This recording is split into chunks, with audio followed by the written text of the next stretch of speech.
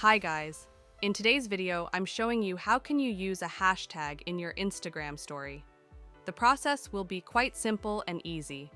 The first thing is open your Instagram app, and once it will be open, let's post a story on my Instagram by tapping on this profile icon, which is at the left top.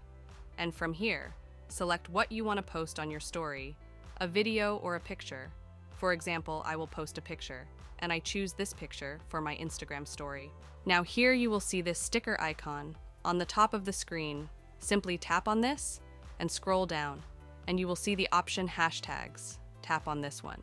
Now simply add your hashtag, like my post is about anime, so I am writing. So you can see I add this hashtag.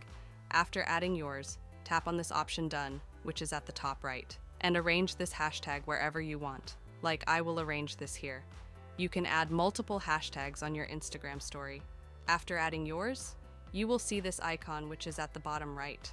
And the last thing is tap on this option share.